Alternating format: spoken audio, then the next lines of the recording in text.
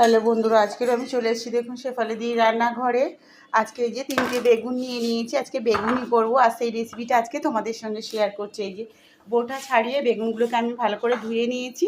এবার বেগুনগুলোকে piece piece করে কেটে নেব। এই দেখুন বন্ধুরা, এরকম করে পাতলা পাতলা করে পিস পিস করে বেগুনগুলোকে কেটে নিতে হবে।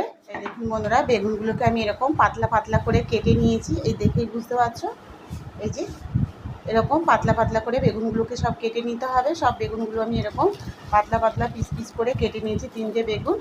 আর এখানে নিয়ে নিয়েছি আমি একটা আলু, বড় সাইজের একটা আলু ধুয়ে নিয়েছি। ধুয়ে এরকম এই দেখুন পিস পিস করে বেগুনের মতন আলুটাকেও কিন্তু আমি এরকম করে ছুরির সাহায্যে কেটে নিয়েছি। এই দেখে বুঝতে পারছো, এই যে একদম পাতলা পাতলা করে এই যে আলুটাকে আমি ছুরি দিয়ে কেটে নিয়েছি। এই যে আজকে আলু আর বেগুনের চপ তৈরি করব, আর সেই রেসিপিটা আজকে তোমাদের সঙ্গে আমি শেয়ার করছি। আর বেগুনগুলোও দেখেছো কত সুন্দর হয়েছে। এই যে পাতলা পাতলা বেগুন আর এই যে আলু দিয়ে আজকে এটা চপ করব। তো আলু বেগুনটাকে আমি একটু লবণ মাখিয়ে 1 মিনিটের জন্য রেস্টে রেখে দেব। দিলে কিন্তু আলুটা একদম নরম হয়ে যাবে। দেখো এখানে আমি আলু আর বেগুনকে লবণ মাখিয়ে রেখে দিয়েছি একটা প্লেটে। এবার একটা বাটি নিয়ে নেব। আর এখানে নিয়ে নিচ্ছি যে 1 বাটি বেসন। বেসনটাকে ভালো করে ফেটিয়ে নেব। মশলাগুলো অ্যাড করব। এখানে দিয়ে দিয়েছি যে হাফ চামচের একটু বেশি দিলাম লবণ, হাফ চামচ হলুদ গুঁড়ো, 1 চামচ লঙ্কা গুঁড়ো, 1 চামচ জিরে গুঁড়ো, হাফ চামচ ধনে গুঁড়ো। আর এখানে দিয়ে দেবো যে ম্যাগি মশলা একটা প্যাকেট, এখানে আমি দিয়ে দিচ্ছি কেটে। নিয়ে নিচ্ছি একটা জনের প্যাকেট, জনের প্যাকেটটাও দিয়ে দেবো। কিন্তু আমি দিয়ে দিয়েছি। এবার বেসনটার সঙ্গে জোয়ান, ম্যাগি মশলা আর এখানে যে মশলাগুলো দিয়েছি হলুদ, নুন, লঙ্কা, জিরে গুঁড়ো সব কিছু দিয়ে কিন্তু বেসনটাকে ভালো করে একটু নেড়েচেড়ে এরকম মাখিয়ে নিতে হবে। এই যে সুন্দর করে আমি মাখিয়ে নিলাম।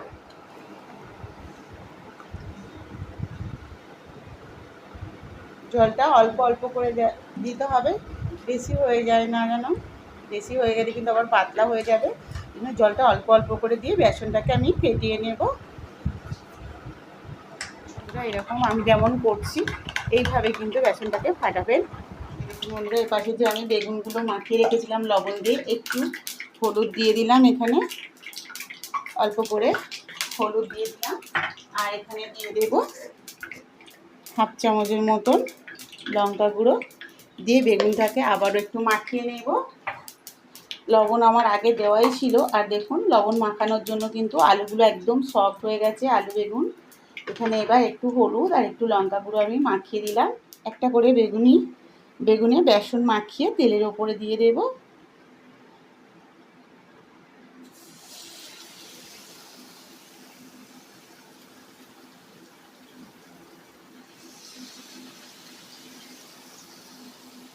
দেখুন বন্ধুরা, এইভাবে সব বেগুনিগুলোকে কিন্তু ভেজে নেব।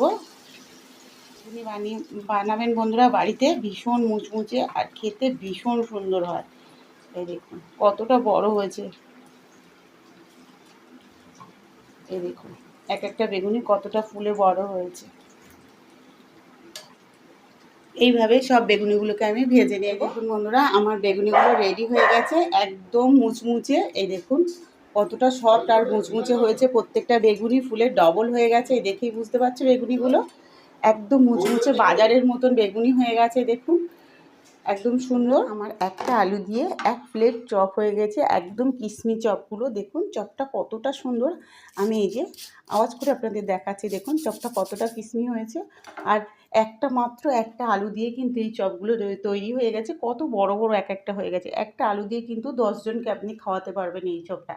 এত সুন্দর। রেসিপিটা কেমন লাগলো অবশ্যই বন্ধুরা কমেন্টে জানাবেন। আর রেসিপিটা ভালো লাগলে শেফালি দি রান্নাঘর চ্যানেলটিকে অবশ্যই সাবস্ক্রাইব করে নেবেন।